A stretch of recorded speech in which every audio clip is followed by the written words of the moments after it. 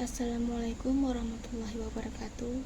Perkenalkan, nama saya Syarifah, jurusan Pendidikan Agama Islam, Unit 4 semester 5.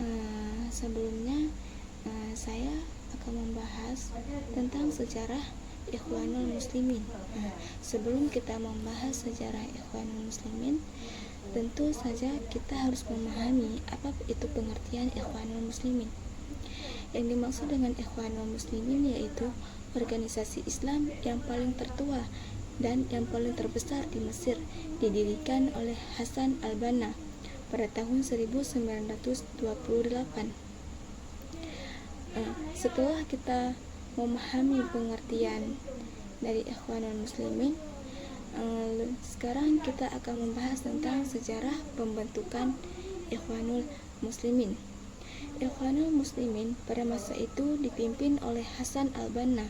Di masa awal tersebut, orang-orang Ikhwan langsung menyebarkan pemikiran menuju utara dan selatan Mesir.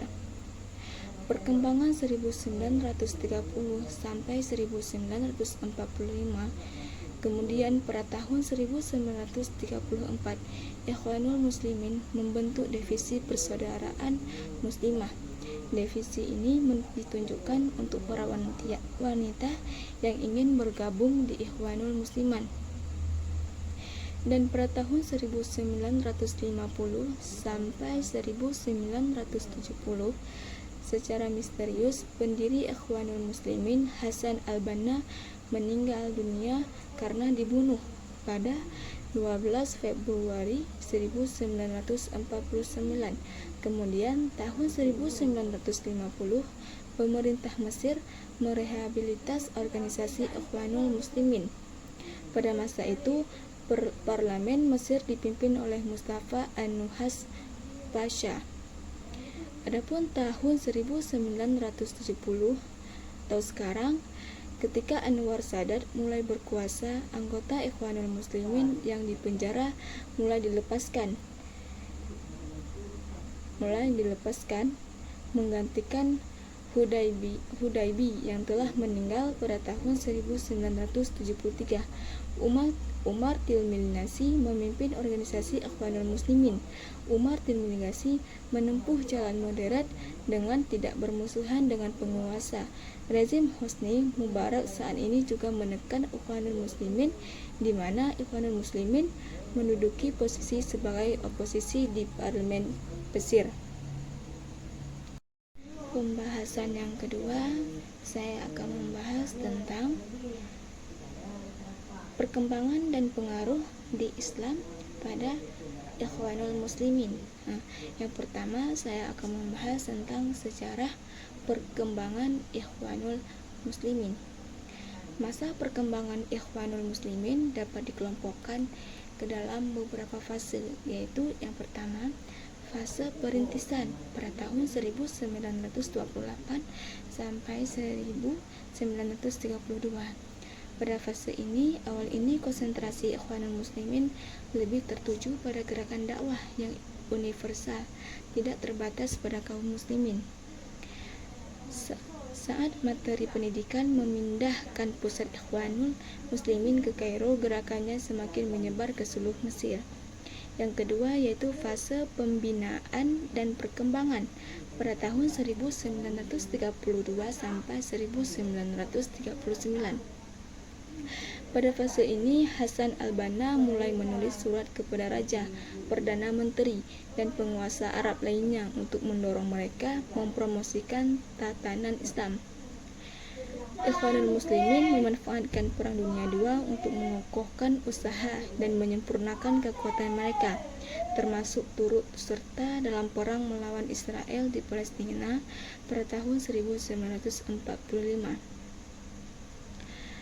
Pada 1949, Hasan al-Banna meninggal dunia setelah dibunuh secara misterius. Yang kedua yaitu pengaruh Ikhwanul Muslimin di Indonesia, yaitu Ikhwanul Muslimin memiliki andil dalam perjuangan kemerdekaan bangsa Mesir, juga bangsa Islam lainnya yang dicengkeram imperialis barat seperti Palestina dan Indonesia. Bahkan Mesir menjadi negara pertama yang mengakui secara de facto kemerdekaan RI setelah proklamasi kemerdekaan Indonesia. Selain itu, organisasi di Indonesia yang juga terinspirasi dari Ikhwanul Muslimin adalah Persaudaraan Muslimin Indonesia, Partai Masyumi, Partai Politik Islam Indonesia Persumi, dan lain-lain.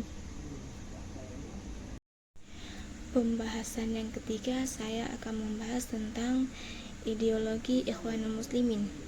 Pemikiran Ikhwanul Muslimin bersifat komprehensif, mementingkan diri sendiri, perbaikan, dan mengabaikan sisi yang lain. Ikhwanul Muslimin juga selalu di dalam memperluas daerah aktivitas pengorokan dakwahnya sehingga benar-benar bersifat internasional. Dan melanjutkan, tidak dapat dipungkiri lagi bahwa gerakan Ikhwanul Muslimin yang didirikan oleh Imam Syahid Hasan al-Banna adalah sebuah gerakan pemikiran, sehingga dengan pemukulan tersebut gerakan ini menjadi loteng yang tidak bisa beranggut oleh siapapun kecuali oleh Sang Khalid. Walaupun gerakan ini telah memiliki masa trimbusi dan dibukukan organisasi juga, para anggota dan penggurunya banyak yang dipenjara, tetapi gudang ini masih tetap bisa bertahan dan moleh dan makin besar dan meluas berbagai tempat di dunia ini. Cukup sekian yang tadi saya bahaskan. Semoga apa yang saya bahaskan tadi bisa mendapatkan faedah atau manfaat buat kalian semua. Kalau ada kesalahan, saya meminta maaf. Wabillahi taufiq wal hidayah.